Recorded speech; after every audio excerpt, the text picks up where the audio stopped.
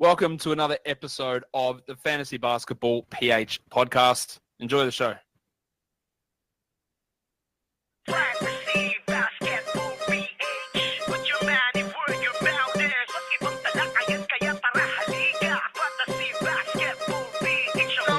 Fantasy Basketball PH. Ang numero unong basketball patasya ng Pinas. Fantasy Basketball PH. Dito mapag-uusapan mga ballers na likas. Fantasy Basketball PH. Put your money where your mouth is. Iba't ibang talakayan kaya tara halika. Fantasy Basketball PH ang bida. Ang pahina na ito'y magsisilbing daungan sa mga hilig na ang basketball ay mapag-usapan. Kasama si Papi Roy, madami kang matututunan gaya ng strategy, analysis sa kaganapan. Pag-uusapan ang DFS, roto head to head, buy low, sell high, add, draft and trade, magic puno at iba pang transaction sa laro. Lahat dito'y tatalakayin kaya wag na lumayo. Bida dito yung mga player na magaling kumamada, mala Nikola Jokic at Victor Wembanyama. Yung mga hustle na player like Russell and Dillon at iba pa ay dito natin pwedeng makonsyon. Let's talk about NPBL, UAAP and PBA together with NCAA and NBA. At sa lahat ng mga nangungopya ka ng literal, sa aking mga content di rin kayo magtatagal.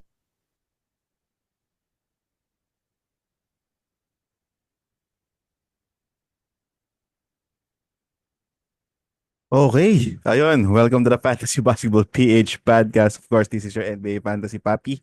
Papi Roy in the house. Ang FBPH, ang numero unong Fantasy Basketball podcast ng Pinas. May konting delay, hindi ko napindot agad. Anyways, happy weekend mga paps. Kakalagpas lang na bagyo. Hopefully safe tayong lahat. At dahil dyan, maraming bagyo ang nangyari this day para sa NBA. Ang napakadaming galawan, maraming expected, maraming unexpected, may mga nakitlog in today's game. At yan ang pag-uusapan natin for today's Daily Grind. So ito yung Daily Grind series natin wherein pinag-uusapan natin lahat ng mga games in the NBA sa araw-araw. Okay, so umpisahan na natin mga paps. Baka tirahin pa ng iba. Tirahin na natin agad yan. Share natin to. Okay, ayan. So again, we are actually available via Spotify, Facebook, and YouTube. So i-share natin yan din sa X at sa Twitter. If late nyo ito mapanood, sana panoodin nyo pa din. Kasi hindi tayo nakakapaggawa ng content within the day, during the, or after the actual games dahil tulog pa tayo ng mga time na yan. Okay, so first game natin, Brooklyn Nets versus the Orlando Magic. Panalo ang Orlando Magic versus the Brooklyn Nets. Napaka-catchy ng song ng Orlando Magic. So yun yung ginagawa nila kung ang Sacramento Kings ay may light the beam. Yun namang Orlando Magic yung every time na nananalo sila, pine-play nila yung team song nila. So yung napaka-catchy nilang team song. So if gusto nyong ma-check, i-search nyo lang via YouTube or Facebook yung theme ng Orlando Magic. Anyways, ano ba masasabi natin dito? Umpisahan muna natin sa Orlando Magic. A big game para kay Franz Wagner. Si Franz Wagner, siguro simula nung sophomore season niya, in-expect na natin na he's gonna be one of the top fantasy assets sa Orlando. In reality, silang dalawa naman talaga ni Banchero yung hand in hand in the new age Orlando Magic. Pero ang talaga nag-hold back kay Franz Wagner is yung ability niya to be consistently efficient, especially in the shooting percentages. So in the past couple of games, specifically dito, maganda yung linya. 100% sa free throw, 10 out of 19 sa field goal, pagkatapos 3 turnovers lang. And he scored 29 points, 6 rebounds, 5 assists at 1 steal. So usually nakukuha to either end ng third or start ng fourth. I think it's definitely a value kasi you're getting a 20-point scorer and you're getting a wing that can actually pass, can rebound, and sometimes from time to time give you defensive stats. So nothing big here. Siguro ang gusto ko lang i-highlight dito is yung efficiency niya. In terms of efficiency naman, ang next syempre natin pag-uusapan yung katandem niya dito si Paolo Banchero. So si Paolo Banchero kasi never siyang known na efficient na player. And nung nakaraang game niya, napaka-efficient ng ginawa niya. Pero dito, sabi ko nga dun sa previous episodes natin, magiging shaky talaga yung journey ni Paolo Banchero to stardom kasi kailangan niyang i-polish yung game niya eh. Yung game niya almost similar to technically LeBron James eh.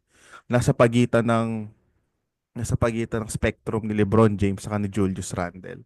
So with that said, katulad dito sa game na to, 4 out of 13 lang siya sa field goals. Pagkatapos ang sakit ng free throw niya, 6 out of 11. Pero ang in return, meron naman siyang 9 assist, which is something na hindi mo basta-basta makukuha in a power forward position. Hindi kataasan yung scoring niya, 15 kasi nga mababa yung field goals niya. Pero meron siyang 6 rebounds at isang block. So I guess okay pa rin naman kay Paolo Banchero. This is something that you expect from Paolo.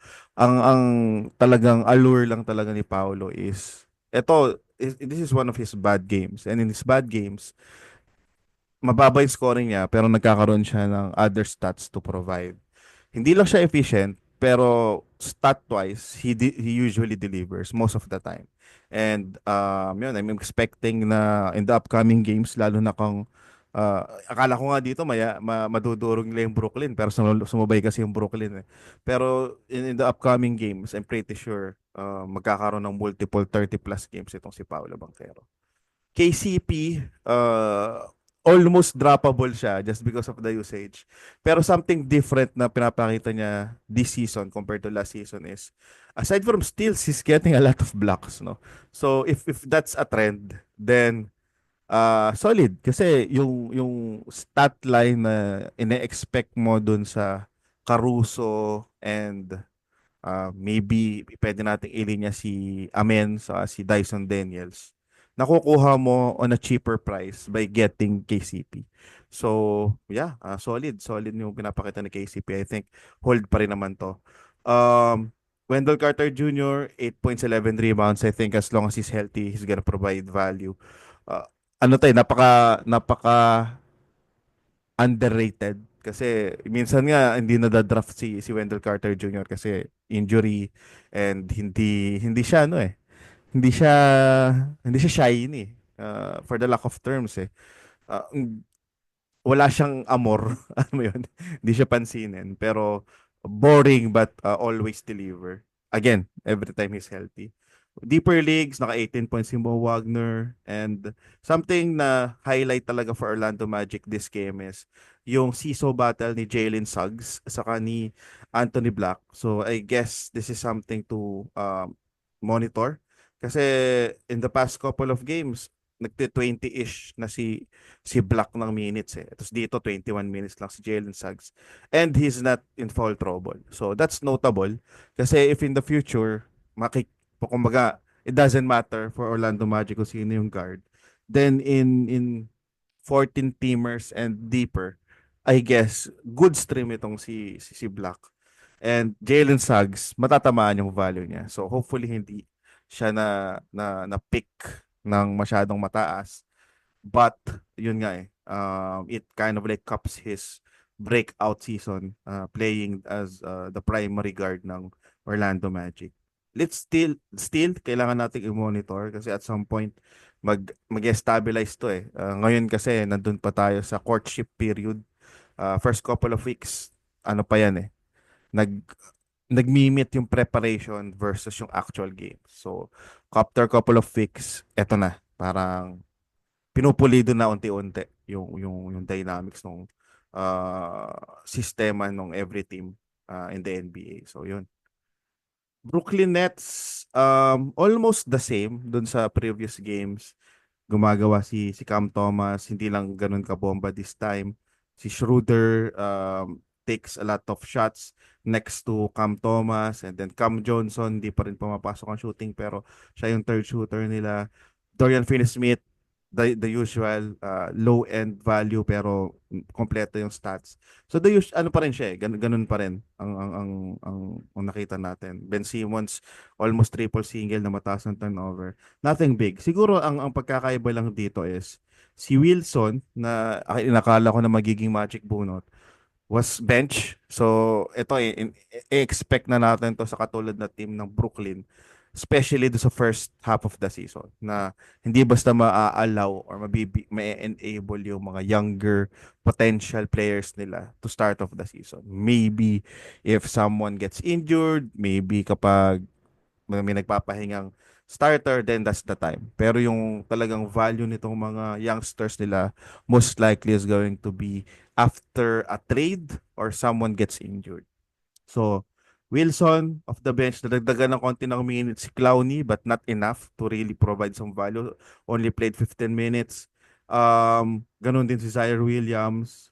So, ang dami eh. Hindi nakakuha ng minutes tong mga rotation players nila sa bench eh. Pero increasing siya. Hindi lang sobrang drastic no increase pero increasing yung minutes. And then Claxton, limited pa rin yan. So ang sakit kasi maraming nag-reach kay Claxton sa mga ibang liga eh. Almost being picked by around fourth round siguro. Yung iba pa nga minsan third round eh kapag nagpapan. And to start of the season na parang na yung minutes at saka yung role niya saka yung stats niya of course is almost like a free agent in terms of value. Medyo masakit yun kasi you spent like a lot of risk. Hindi man risk, mali pa. A lot of value when you picked him in that area na starting prior to the middle rounds. Ang iha-highlight ko lang dito is malamang ang tanong nyo is i-hold ba si Clowney? Idadrop na ba si Wilson?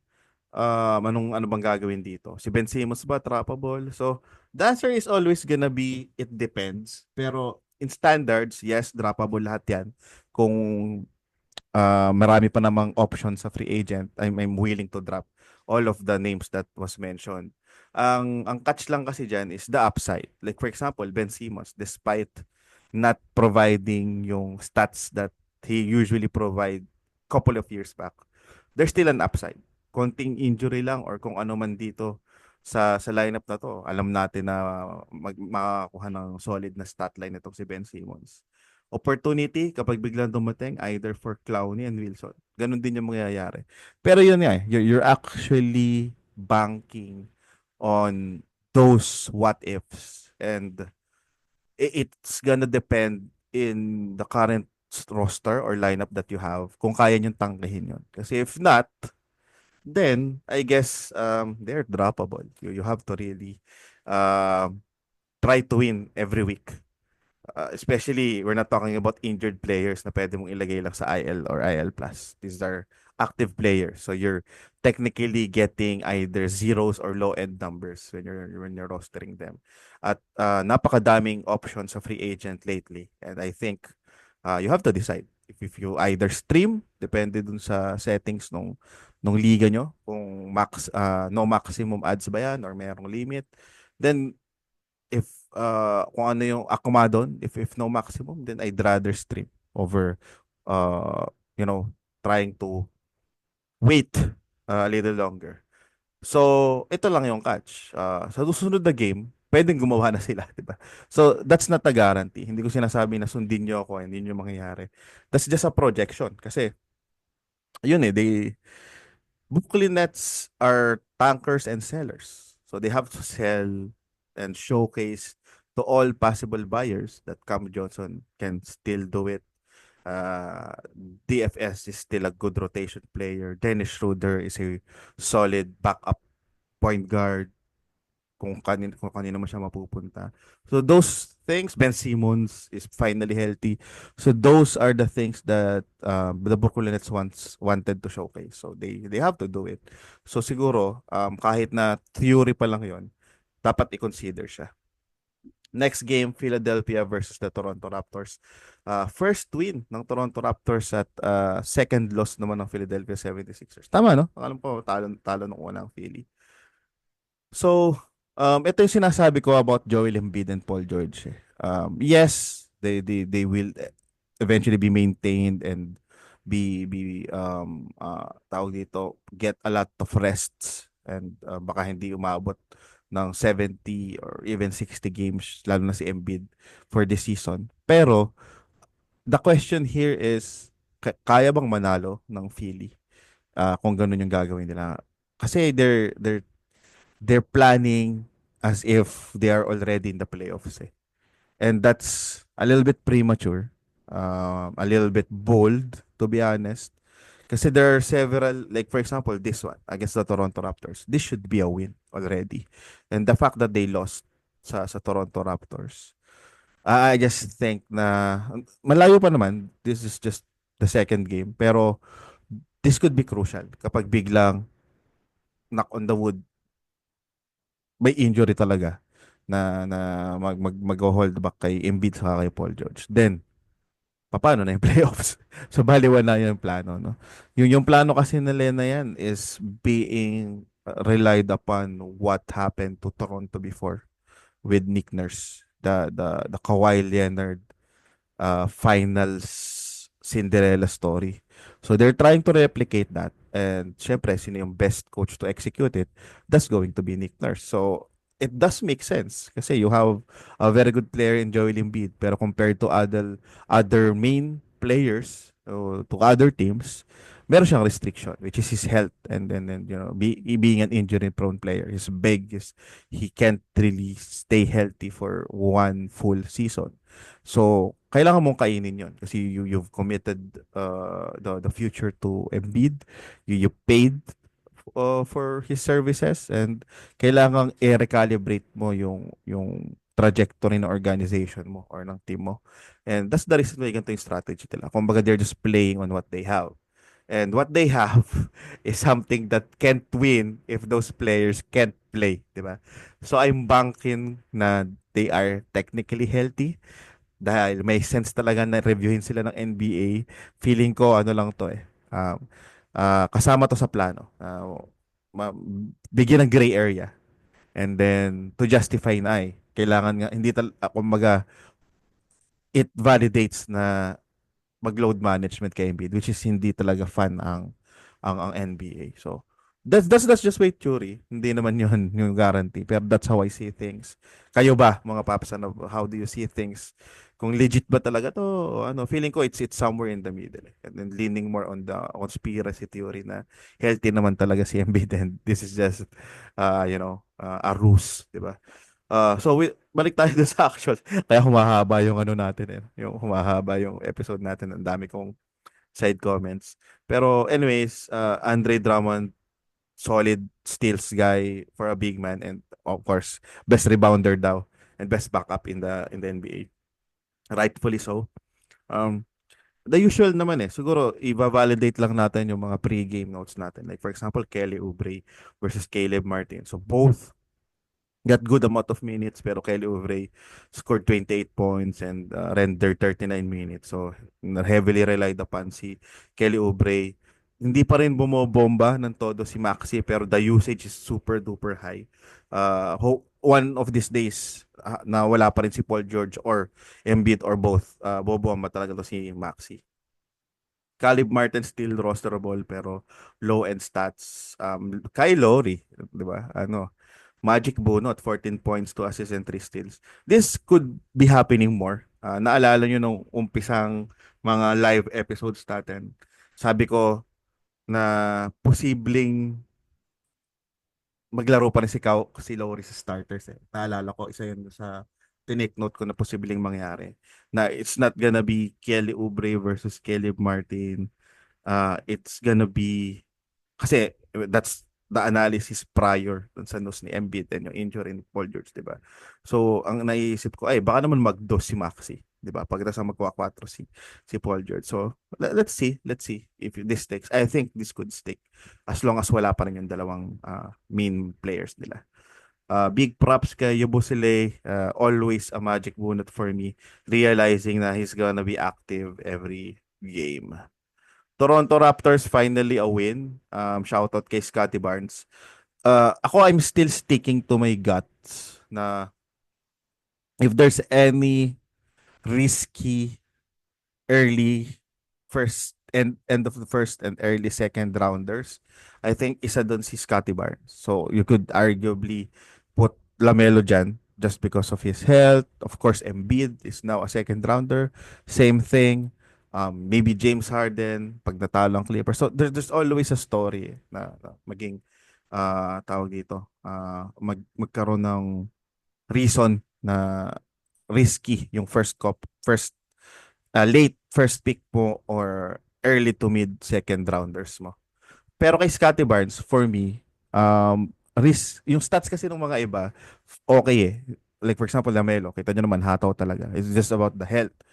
Ngayon kay Scotty Barnes, ang concern ko talaga kay Scotty Barnes is he was given a chance to be the main man for a team na wala talagang main man. Siya naiwan dun sa Pascal Siakam era. And kaya naman talaga niya mag-provide ng stats, no? I just think that yung value niya from last season is a little bit fluky dahil yung blocks niya, dito may isang blocks, pero moving forward, hindi ko sure kung ano yun eh. It's something na he can consistently do. Plus, yung direction ng Toronto, weird. Are they almost similar to the Chicago Bulls, where a little bit mediocre and hindi mo alam ang direksyon. Magtatank na ba sila or they are trying to be a play-in tournament. Of course, in general, sasabihin ng lahat ng team, we're trying to win. Pero, I mean, in reality, um, kahit na you're trying to win, you have to highlight the word trying kasi dun makikita kung solid ba talaga yung team mo or capable ba of winning, di ba? And I think and I doubt that Toronto is one of those teams that are capable of winning. So, with the Cooper Flag and actually not just Cooper Flag, the whole rookie batch next season is going to be better than the last season. And despite not being better from the last season, itong nakaraang season na rookies solid pa rin. I mean, they're at least at the minimum rotation players na mga na mga potential eh. So with that said, there's a big chance din na itong Toronto Raptors ay magtank. So, yun yung nakakatakot kay Scottie Barnes. So, yeah, gusto ko lang ilabas yun. Gusto ko lang i-share and reiterate. Nabanggit ko na siya before. Pero gusto kong i-reiterate kasi walang ibang pag-uusapan dito. Eh. I think if there's someone na i-highlight natin, itong si Mogbo. Mogbo. Ewan ko kung yun yung tamang pronunciation. Pero si Jonathan Mogbo. If you'll check yung stat line niya, napaka-fantasy friendly. 12 points, 9 rebounds, 5 assists, 2 steals, and 3 blocks. Diba? Mamaw. Plus 21 sa plus and minus impact sa game. Ang problema kasi napaka-fringe nung value niya ngayon. I mean, this is something that Noah Clowney can also do if he got this amount of minutes, which is 23 minutes. So, ang lagi kasing second layer of analysis dyan eh, bakit? Anong meron? Bakit biglang nagkaroon ng magandang stat line si Mogbo? Of course, kasi wala si Quickly at wala din si RJ Barrett who eventually will play daw in the next game kasi they already practice pa nga eh, for this game kaso hindi na natuloy. Siguro hindi nila feel. So if that's the case, then napaka-fringe ng value ni Mogbo. So I get the point ay baka siya yung Jalen Johnson tapos yun nga baka magtangang Toronto. So lahat yun valid. Pero as of the moment, that's still a what if. So if gusto mo sumugal at kaya namang manalo ng team mo kahit na meron kang flyer or fringe guy na katulad ni Mogbo, then it's fine. Wala namang kaso doon. Pick up mo siya. In standards, medyo malayo talaga. Feeling ko 14 to 16, sige, borderline.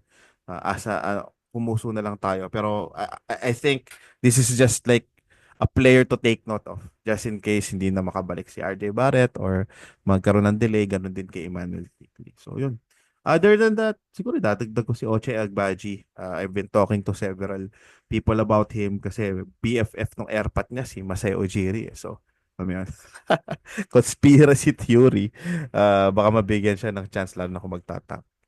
Next game, Charlotte Hornets versus the Atlanta Hawks. Battle of the Mediocres. Uh, well, dati kasi losing team ang Charlotte. I think ilalagay natin sila sa mediocre team this season kasi they don't have, feeling ko, they have to create a winning environment na. Tapos na yung tanking. Okay na to. kahit mag-tank sila, kita mo, apat yung kalaban nila, tatlo. So, gaano sila ka-sure. And para sa akin, ang cue lang na mag-tank sila kapag may na-injury ng malala sa kanila. Lalo na kung sila Melo. But for now, I don't think they're tanking. Dumikit ulit sila. This is against the Atlanta Hawks. Panalong Atlanta Hawks 125. 120. So sa Charlotte Hornets, Imba line again for LaMelo Ball 34 points, 5 rebounds, 4 assists, 1 steal, and 1 block. Tapos meron pa siyang 9 out of 43 na tres. No? Kung meron siyang turnovers na 10, wala na tayong magagawa doon kasama sa package yun. So yun, siya talaga yung highlight dito. Pero I like the double-double by Nick Richards habang wala si Mark Williams. Miles Bridges getting a 27-pointer with empty stats. No? Meron lang siyang 5 rebounds. Pero that's nice to see. Alam naman natin na kaya ni Miles Bridges yan. Ang problema ko lang dyan kasi 30 minutes na naman siya. So last season, that's around 35 minutes to 36 or 37 minutes. Ngayon, 30-32 na lang siya. So that's 3 minutes of time na nawala sa kanya. Hindi basta-basta nakagawa si Trayman dito. Late na siya nakagawa, late the quarters. Pero still, ended up with 17 points. Again, this is without Brandon Miller. So you have to consider that. He's still a solid add. Pero ulitin ko, you have to consider na kaya tumataas talaga yung value ni Trayman is Brandon Miller is out. Grant Williams, sneaky 6 assists, almost triple, single-ish line. Pero pang ano lang siya, pang deeper leagues. Atlanta Hawks, another solid performance by Dyson Daniels, 18 points, 4 assists, 2 steals, 2 blocks. 'Di ba? Almost similar ni KCP. So as much as I love Dyson Daniels and people are saying, "Oh, solid ni Dyson Daniels and all." There were several leagues na nare-reach siya masyado eh. So if that's the case, then I'd rather have the likes of KCP. Now, minsan wala pa kang kumukuha. Well, hindi lang din natin expect yung mga blocks ni KCP, pero gets nyo naman siguro yung point ko. Jalen Johnson, almost the same stat line. So, parang ang mahal ng Jalen Johnson, kung nag-Dayson Daniels ako, almost the same thing. Pero feeling ko naman soon enough, mas aangat pa yung value at yung scoring ni Jalen Johnson. Medyo inefficient pa siya in the past couple of games. Clint Capela, humati na siya ng minutes dito kay Okongwu. This will always happen. Mas mataas pa rin yung minutes ni Okongwu pero luxury na meron kang Clint Capela that can still play eh. So open pa rin naman tayo dyan. We drafted Okongwu almost late mid-rounds na towards late rounds na eh. So that's still a value for me kasi pinakita na niya yung upside niya sa first game nila. So tangkihin lang natin, nothing to panic. And actually ano na yun eh. Outlier na yung nangyari nung first game eh, 'di ba? Nakakabigla talaga. So ito yung mga usual na expectation kay Kongwo. Not bad pa rin naman, 7 almost double-double, may 3 assists, may 1 steal. And then may isa pang may isang tres, no. Wala nga lang blocks pero lista na lang natin to sa mga games na medyo na challenge si Okongwu. DeAndre Hunter, dahil wala si Bogdanovic, I think nabanggit ko to nung nakaraan eh, na it's either him or Risa Shea yung aangat. And I guess si Hunter talaga yung, kumbaga dahil gustong manalo ng Atlanta at rookie pa si Risa Shea. Then DeAndre Hunter gets the nod, 24 points, 7 rebounds, and perfect from the line with 2 snipes. Solid, solid. Next game natin, Detroit versus Cleveland. Panalo ang Cleveland over the Detroit Pistons. The Kenny Atkinson effect, no? Solid, solid. Ang problema ko lang kasi dahil maganda na yung dynamics ng Cavs, hindi kasi talaga tumataas yung minutes played ng mga teams na nahawakan ni Atkinson. So hindi siya nagta-35 onwards. Dito, nagta-33 minutes si Garland kaso medyo hindi pa rin niya nakukuha yung expectation natin eh. He tallied 13 points with 6 assists dito. Walang free throws pagkatapos tatlo lang yung tres. So I'm expecting more, hoping na makakuha pa ng more para dito kay Darius Garland. Dahil alam mo, hindi naman smooth at nayari talaga ng Cleveland ng Detroit dito. Pero feeling ko naman in terms of execution, nagawa at nagustuhan ni Cleveland yung na-execute nila against the Detroit Pistons. So that's the reason why kalmado lang lahat. So Evan Mobley with 31 points, 16 points with a lot of solid defensive stats. Jarrett Allen, ganun din, 17 and 11. Tapos may piso-piso steals and blocks.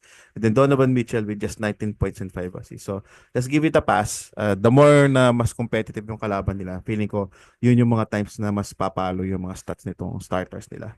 Gusto ko lang bigyan ng props dito, either si Ty Jerome o kaya itong si Dean Wade. Kasi I think sila yung posibleng maging direct replacement ni Max Strus in terms of shooting. Kasi yung shooting na yun, hindi basta mabibigay ni Caris LeVert. Caris LeVert is ahead of these two just because Caris LeVert's gameplay is different. He can be a point guard, he can be a scorer, he can is decent in terms of shooting. Dito wala siyang mataas na scoring pero may 3 steals siya. So yun yung reason. Pero in terms of shooting, I think it's either Dean Wade or itong si Ty Jerome. I'm leaning more on Dean Wade. So I think he's actually a good add. Detroit, dun lang, hindi naman sa standards, maybe in a deeper leagues. Detroit naman tayo. So para sa Detroit, syempre, ang gumawa na naman talaga dito si Cade Cunningham with 33 points and 6 assists.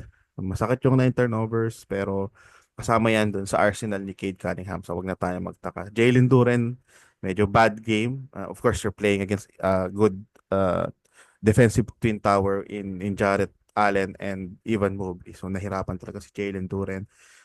Merong split na naman in minutes kay Tim Hardaway Jr. saka kay Malik Beasley. Ang importante, again, may shooter dito sa paligid ni Cade Cunningham. Tobias Harris, again, big minutes. Kompleto yung stats, pero mababa low end. 10 points lang dito, pero may piso-piso across the boards. I think, tataas pa to, aangat pa to. Is he a buy low? Medyo tricky yan kasi technically, yes, he's a buy low. Pero, it's something to consider. It's something to think of kasi you have to consider na posible din siyang maupo down the road, no? Kasi it's the Detroit Pistons. But again, yun, hindi natin masasabi. Low-key, solid pick up or doon sa mga nag-draft kay Jaden Ivey. I think this is going to be a very mini breakout season para kay Jaden Ivey. Medyo sure na tayo dyan. Okay, next game natin. The Indiana Pacers versus the New York Knicks. Siyempre, ang highlight talaga dito is ang pangingitlog ni Tyrese Haliburton. Panalong New York Knicks 123-98. So, umpisahan natin sa Indiana Pacers. 0 points, mga paps. 0 points. Para kay Tyrese Haliburton, meron lang siyang 5 assists, 1 steal at 1 rebound. And then that's it. Yun na yun. 0 out of 8 field goals. 0 out of 7 sa tres in just 25 minutes. So, malala. Ito yung dahilan kaya maraming umaayaw kay Tyrese Haliburton. So one difference between the Philippine community and the international community. International community hindi lumalagpas ng 6 or 7 si Tyrese Haliburton. Sa atin, actually when to start of the season, nung hindi pa sila nakakapanood ng mga takes ng international, wala ding may gustong kumuha kay Tyrese Haliburton sa first round din. Minsan nga sa dulo na siya ng first round just because of yung up and down na game niya last year. So it's something to really consider at mas leaning on yung mga tao, lalo sa Pinas, na hindi karapat dapat si Haliburton sa first round. Ngayon, ako, syempre tatanungin nyo anong take ko. Hindi kasi ako, well, on the first place, hindi ako, naninibago pa ako mag-draft ng efficiency build. Hirap ako doon. So that's the reason why nagpapas talaga ako kay Haliburton. I'd rather have Jason Tatum. I'd rather have Embiid pa nga minsan. I'd rather have Trae Young over him.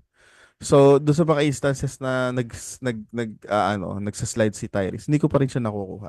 Isa lang ang Haliburton ko, keeper pa. So, that's 2 years ago.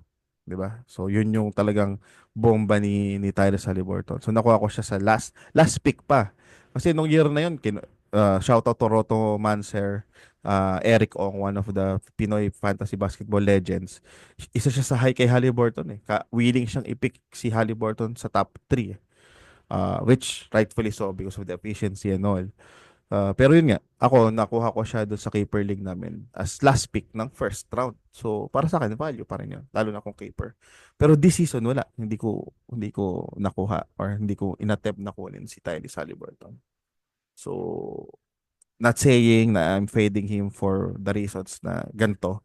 I'm just saying na ako, personally, hindi ako sanay na mag-build kay Tyrese Haliburton. Kung mag-build ako sa kanya, baka mag-completely punt points na ako getting Tyrese Haliburton and Chet Holmgren back to back. Pero again, hindi ako yung best na person to really validate this. But doon sa mga nakakuha ng Haliburton, don't panic. Hold muna tayo. I'm pretty sure moving forward, makakabawi naman si Hali dyan. Lahat naman hindi kagandahan yung performance. Nesmith, hindi magandang performance. Nembhard, hindi kagandahan yung performance. Even Pascal Siakam, 12 points lang. Si Turner, 13 points lang. Ano sabi ko sa inyo kay Turner? I think it was a fluke game, di ba? Sabi ko sa inyo, it's because of um, James Wiseman being injured and Isaiah Jackson not playing. So, masyadong na-hype. It was a bad game for Indiana as a whole. So, umasa sila kay Ben Mathurin with 20 points. Tapos umabot pa kay Jerez Walker, di ba? So, yan, shoutout kay Jerez Walker. New York, finally, pinakita nila kung bakit sila yung second seed projected in the East. And, ayun, grabe yung performance. Ang pinaka-solid dito si Josh Hart with 2010. Kasi, syempre, siya yung pinakamura sa lahat ng mga available na starters ng New York eh. So, si OG Anunoby may steal, tas naka 14 points, that's fine. Pagkatapos naka-shoot pa siya. Isa lang yung tres niya, pero at least nagkaroon siya ng usage, di ba? He actually shot 12 attempts here, so that's a good indicator. Yun nga si Josh Hart, double-double, 20 and 10. Mikal Bridges with 21 points. Bronson with 26, 5 and 5. And then ito nga, si Karl Anthony Towns, big double-double, 21 points, 15 rebounds. And then may dalawang blocks sa dalawang tres. Pagkas may 9 out of 10 pa sa free throws. No? Ang solid kasi dito is, finally, nagre-rebound na sila. Kasi yung laban nila against Boston, hindi talaga sila naging active sa rebounding. Yung atabs natin na si Deuce McBride, muntik nang may injury na malala. Buti na lang hindi natuloy. So, medyo sabaw yung performance niya dito, 8-2-2. Pero I'm still expecting better things from Jalen Brunson tuloy, Deuce McBride moving forward. Next game natin, Memphis versus Houston. So panalo dito ang Houston Rockets 128 over 108. So ito yung sinasabi ko sa inyo nung naglagay tayo nung projection natin sa West na feeling ko talaga may tulog talaga yung Memphis eh. Parang masyadong na-hype yan. I think they aren't the same Memphis as before. Not because of, well, basically because of the talent pala. Kasi iba na to yung mga PS eh. So you have kahit na si Dillon Brooks Dillon Brooks. Pero wala na sila nung ganong iba na yung dynamics nung panahon ni Dillon Brooks. So feeling ko mas kompleto yon kasi dito kahit na mas bata-bata pa sila. Kasi dito mas bata yung anchor nila, yung big man nila na si Zach Edey who played better over dun sa last game niya, 13 points, 9 rebounds and 1 steal, 1 block. And then si Smart, alam ko matik na rin ma-injury to kanina eh. Si Smart naman is scored 7 points and 2 assists. Yung steal sa tres niya, hindi pa natin nakikita masyado. Desmond Bane with 17 points and a lot of peripheral stats and Ja Morant with 24 points. So, technically, decent pero bad game for the Memphis Grizzlies. Sobrang solid din kasi yung depensa talaga ng Houston and dark horse din talaga tong Houston Rockets. So, that's the reason why nahirapan din tong Memphis. Tapos hindi na rin nakagawa si Santi Aldama who was their high scorer in their recent game. Para sa Houston naman, it started slow pero it picked up. Kabayan Jalen Green continuously to surprise and provide value. Napaka-solid nung value niya doon sa ADP niya, no. Dito marami siyang peripheral stats, meron siyang 3 steals saka 1 block dito and 4 assists with 22 points and bounce back game din kay Jabari Smith, double-double 14 and 16 with 2 blocks. Alperen Sengun with 16-15. FBV decent lang, sakto lang, 16. Hindi pa rin bumobomba ng todo. Parang mukhang inaalaw na talaga niya si Jalen Green to really get the scoring for the Houston Rockets. Dillon Brooks naka 18 points. Meron at merong games talaga na ganyan yung papakita ni Dillon Brooks. Off the bench, Kagulo Tono, may 12 minutes kay Reed Shepard, May 13 minutes kay Cam Whitmore, may 16 minutes kay Tari Eason, may 24 minutes kay Amen Thompson. So, yun yung mahirap dito sa mga role players nila. Everyone is good to the point that everyone deserves some minutes. So, decent performance. Medyo masakit lang yung Amen Thompson. Not the almost triple single that we expect kasi meron siyang 8 turnovers. Next game natin, um, Chicago Bulls versus the Milwaukee Bucks. 133-122 in favor of the Chicago Bulls pala. Grabe yung dakdak ni Giannis Antetokounmpo, no? Talagang sinalampakan niya si Vucevic. Check niyo yun kung hindi niyo pa nakikita. Yun ang posterized talaga. Yung dunk na yun ni Giannis Antetokounmpo over Vuce. Kitang-kita sa mukha ni Vuce na naisip niya, ako, na posteran tayo, lalabas ako sa maraming videos. So, ang Chicago Bulls, kaya sila nanalo, it was a good effort, the whole team. Patrick Williams na talagang, andun yung opportunity, pero sobrang sablay ng mga performance lately.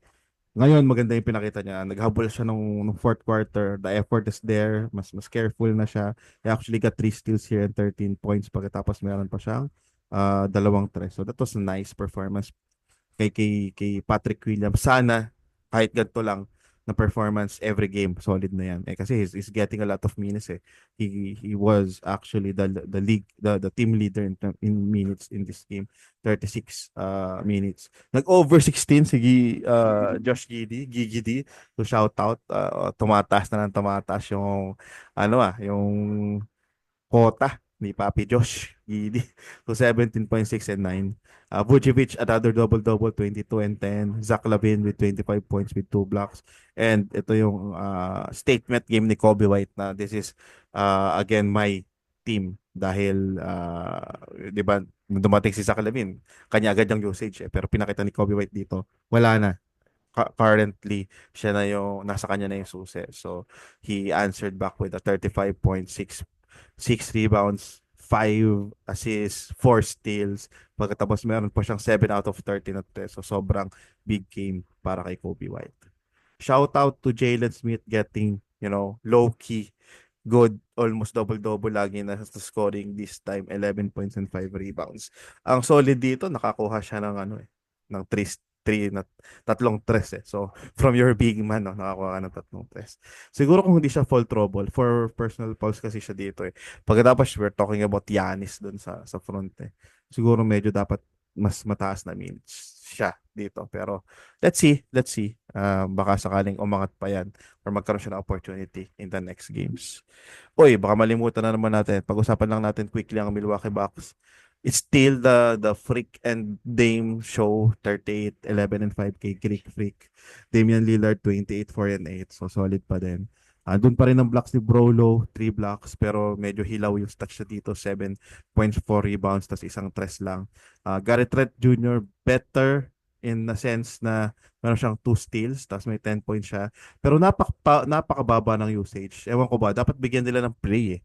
Napaikutin yung bola, pero he's not getting a lot of usage. So that's the problem with Garrett Trent Jr. Torian Prince, mediocre game pa rin. 11 points, 8 rebounds, 2 assists and 1 steal. Again, in standards, mababash siya at di siya gusto ng mga usual analyst. Ako, dahil puro deep leagues halos yung mga game ng mga liga ko, I think he's rosterable. Itong si Torian Prince. Kasi lalo na habang wala si Chris Middleton, makakakuha siya ng steady na stats eh. Not good, good na pangmalakasan, pero steady Freddy naman. Bobby Portis with almost double-double in 27 minutes and he also shot 1 snipe dun sa performance siya in 9 points and 12 rebounds. Next game natin. Last 3. Golden State versus Utah. Panalo ang Golden State 127-86. In-expect na natin to sa pregame natin. Sinabi ko nga doon, another blowout game. At ganoon na nga ang nangyari. Wala tayong masyado pag-uusapan. Curry, 20 points and solid yung steals for assist dito. 27 minutes lang kasi nga natambakan. Wiggins, double-double with 5 assists and 2 blocks. Solid. Meron din siya ditong dalawang tres eh. TJD getting minutes despite 16 minutes lang. Almost double-double, 12 and 9. Pagkatapos, Kevon Looney, nakakuha ng chance to play kasi nga nagkatambakan almost sa double-double. And a lot of rotation minutes here. You have 13 minutes for Melton. You have 18 minutes of Moody. You have 18 minutes of Kyle Anderson. You have 19 minutes of Hill, who actually scored 27 big points for the Golden State and shot amazingly 7 out of 9 snipes. No? Dalawa lang ang sinablay. Pagkatapos, andun pa si Pods with 24 minutes, 15 points, 5 assists with piso-piso stats. So ito yung problema ang sinasabi ko sa inyo. If you watch my episode with Aaron Bruschi and Dr. A, sinabi ko na to eh. Ito yung concern ko sa Golden State Warriors. Masyadong tight yung rotation. If they want to win, medyo masakit. Medyo masakit na mamamili dun sa mga rotation players niya. Dalawa lang yung lumalabas na mas nabibigyan ng chance. It's Jonathan Kuminga and Trace Jackson Davis. So at least as a starter, sila yung mas nabibigyan ng opportunity. Pero usage-wise, it's not looking good for Jonathan Kuminga. Dito 2 points lang siya. Para sa akin, siya yung second player na let down even though it was a good performance by Golden State Warriors. So something to monitor. Utah naman, since they are a losing team, so medyo looser din yung mga players nila dahil natatambakan talaga sila. Itlog si Taylor Hendricks dito pero meron siyang 7 points, 2 steals, 2 blocks. Hold, Walker Kessler with 1 block, 9 rebounds, and 2-2. Keontae George, mababa na naman ang field goal, tapos 5 turnovers pa pero merong 12 points, 2 rebounds, 3 assists and 2 steals. Huli pa rin siya nakakakuha ng madaming free throws. Sexton 12 and 2, Laurie Marketing 13 and 8. So napaka-mediocre. So despite the mediocrity, ang nakinabang pa si John Collins kasi nga nabigyan siya ng more minutes siguro dahil nagkatambakan. 14.7 rebounds and 4 assists. No? Kabayan Jordan Clarkson with 11 points and may stats. So this is the problem dun sa mga Utah players. Upside is there, lalo sa second half of the season. Pero currently, medyo hilaw yung mga stats na binibigay nila. And I can see GMs actually dropping some of those players kasi alam mo naman tayo, ine-expect natin na magaganda yung stats lagi. Pero it doesn't work that way. Second to the last, about 10 yung games natin eh. No? So Phoenix Suns versus the Lakers, naghabol sa dulo ang Lakers. Napaka-solid na adjustment by JJ Redick. Lakers won 123 over 116. So this is a big game for Austin Reeves. 26 points, 4 rebounds, 8 assists, 3 steals, and 1 block. No, grabe, maganda, napaka-solid na performance. Tapos meron pa siyang 5 tres, saka 5 out of 6 free throws. Ang gusto ko dito kay Austin Reeves, meron siyang hidden upside. So yung hidden upside niya is just in case may mangyari kay Anthony Davis or kay LeBron James, then siya yung isa sa mga malaking makikinabang. Yung next na makikinabang could be either D'Angelo Russell or Rui Hachimura. D'Angelo Russell back-to-back bad games. Just 5 points here pero may 5 assists, 1 steal, 1 block. Hopefully maging okay kasi he's not getting a lot of usage. So napupunta doon sa ibang mga players yung usage. So sana naman ma-sharean siya ng bola. Bukod sa siya lang yung nag-share. I don't know what's happening. Rui Hachimura providing some scoring and rebounding dito sa LA Lakers. Solid pa rin si LeBron James, 21, 4, and 8. And Anthony Davis, mamaw stat line, 35 points, 8 rebounds, 4 assists, 1 steals, and 2 blocks. No? Ang kagandahan pa dito kay Anthony Davis, meron siyang 11 out of 18 field goals. Medyo masakit lang yung 13 out of 17 na free throws. Wala si Bronny, napunta na sa ano. Napunta na sa G-League. Yung pala yung isang sundot na balita natin dito.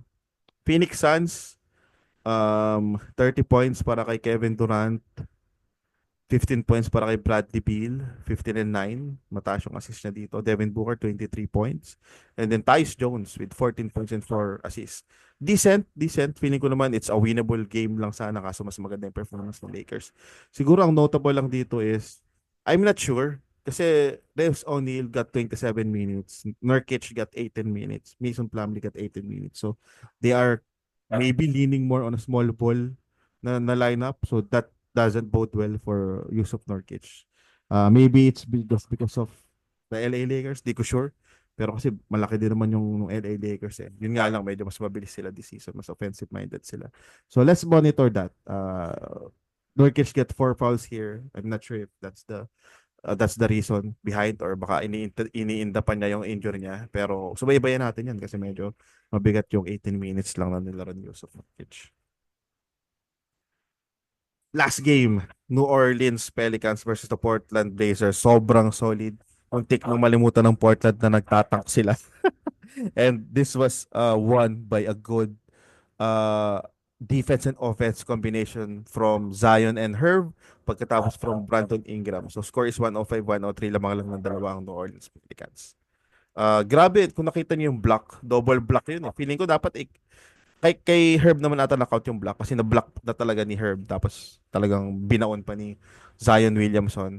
On the other hand naman, sobrang solid yung mid-range ni Brandon Ingram to seal the deal with that mid-range two-point shot to actually win the ball game. Okay, Portland Blazers muna tayo.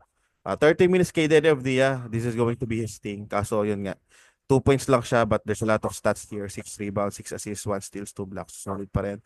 To Manny Camara, there could be better games from here. Ang problema lang talaga kay Camara is a decent ad. Ang problema sa kanya, mababa yung usage niya. So, I'm not expecting a lot of scoring. Pero yung peripheral stats, andyan naman siguro yan. De Anthony Elton tuloy. DeAndre Ayton with a double-double, 10 points, 15 rebounds. Pagkatapos may dalawa pang block siya dyan. Wala masyadong free throw. Sablay pa yung isa, 0 out of 1. Tapos 5 out of 14 lang din siya doon sa kanyang field goals. And Fernie Simons with 24 points and 7 assists. Jeremy Grant with 34 points here. Big game para kay Jeremy Grant. Pero I think he's going to be a consistent sell hanggat kaya niya. So 34 points, 3 blocks, 1 steal, and then 6 rebounds. Meron din siya dito ilang tres pa yung nakuha niya dito. 8. Grabe, 17 attempts, no? Bakaw talaga to si Jeremy Grant. Sana matrade na siya kasi feeling ko hindi hinder niya yung Portland eh.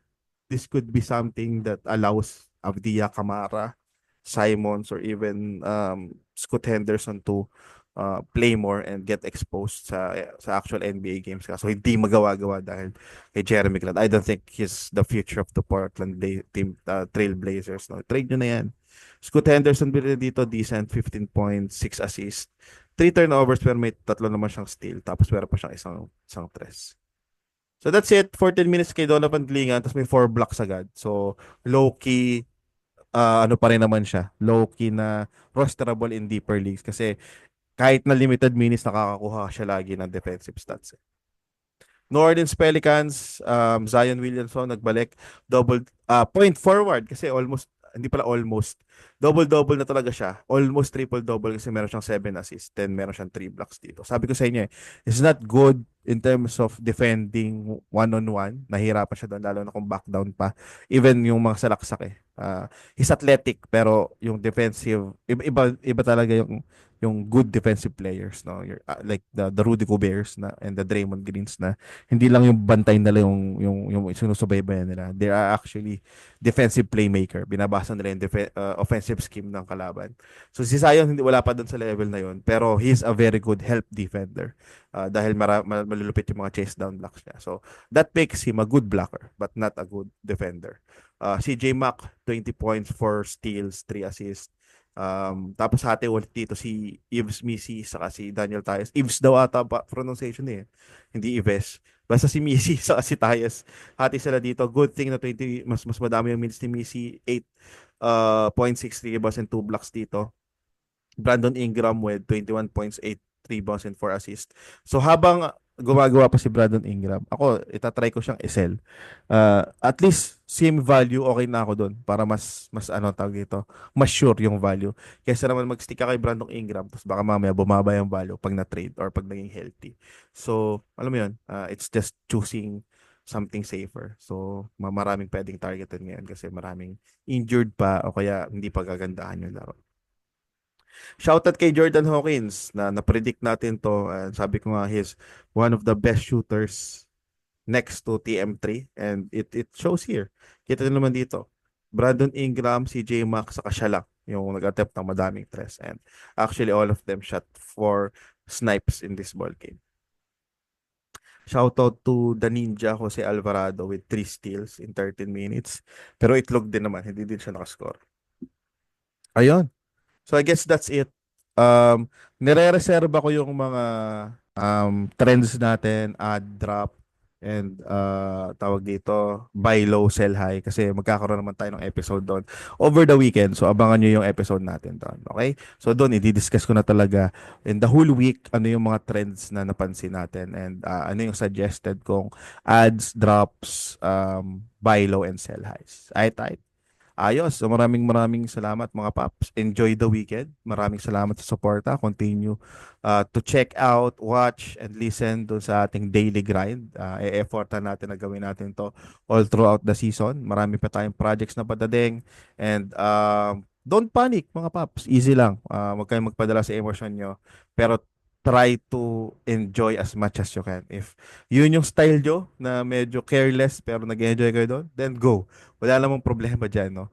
It's not always about winning. Of course, that's the goal, to win. Pero yung iba kasi, hindi naman nila masyado trip, hindi naman masyado importante yun. At least competitive sila, pero they are still getting their guys or they're trying several schemes or several strategy. Mas masaya sila kapag natetest nila yung mga ano nila, mga haka-haka sa mga assumption. Then go lang ng go. Walang pipigil sa inyo. Huwag niyong pansinin kung sino ang Poncio Pilato nag-a-advise. Ay, tight. Okay, happy weekend mga paps. Always choose peace. Bye-bye.